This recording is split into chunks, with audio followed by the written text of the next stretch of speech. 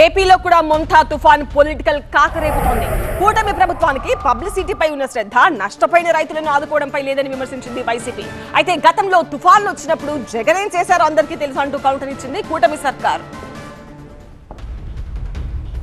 మొంతా తుఫాన్ను సమర్థవంతంగా ఎదుర్కొన్నామని, ప్రాణ ఆస్తి నష్టాన్ని తగ్గించడంలో సఫలమయ్యామని సీఎం, మంత్రులు, కూటమి చెబుతుంటే ఈ విషయంలో ప్రభుత్వం విఫలమైందని విమర్శించాయి విపక్షాలు. మొంతా తుఫాను వల్ల తీవ్ర పంట నష్టం జరిగిందన్నారు సిపిఐ జాతీయ కార్యదర్శి రామకృష్ణ.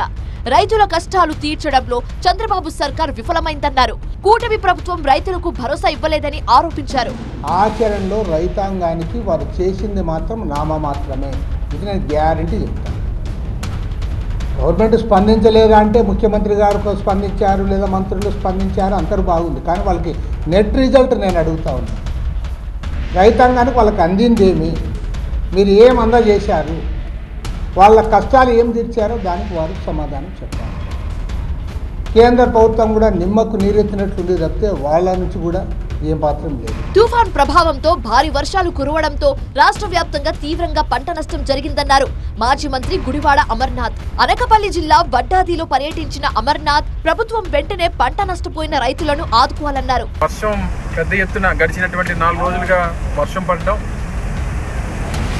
మేజర్గా ఏదైతే పంట డ్యామేజ్ అనకాపల్లి జిల్లా వ్యాప్తంగా దాదాపు 5,000 ఎకరాల మేర వరి, చెరుకు వగేరా పంటలన్నీ కూడా నీట మునిగాయి అనేటువంటిది అధికారులు చెప్తా ఉన్నారు, ప్రజలు చెప్తా ఉన్నారు. ఎక్కడికక్కడ కనబడుతున్నటువంటి పరిస్థితులు కూడా మనకి కనబడతా ఉన్నాయి. పంట నష్టపోయిన వారిని ఆదుకోకుండా చంద్రబాబు అండ్ టీం డ్రామాలు చేస్తుందని విమర్శించారు మాజీ మంత్రి కన్నబాబు. ఓవైపు రైతులు కష్టపడుతుంటే చంద్రబాబు తుఫాను ఎదుర్కొన్నామంటూ గొప్పలు చెప్పుకుంటున్నారన్నారు. ఆ రోజు జగన్మోహన్ రెడ్డి గారు ముఖ్యమంత్రిగా ఉండగా ఆయన ఏరియల్ సర్వే చేస్తే చంద్రబాబు నాయుడు గారు పదే ఎద్దేవా చేసేవారు.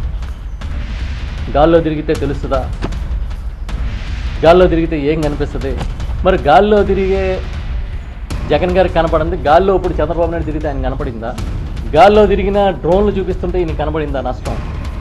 అసలు ప్రధానమంత్రి ఆఫీస్ నుంచే సలహాలు కోరుతారు, అమెరికాకే మనకు చేసింది చేతకాలేదని చెప్పే చంద్రబాబు నాయుడు గారు ఈ రకమైన పరిపాలన చేస్తే ఏం చెప్తారు?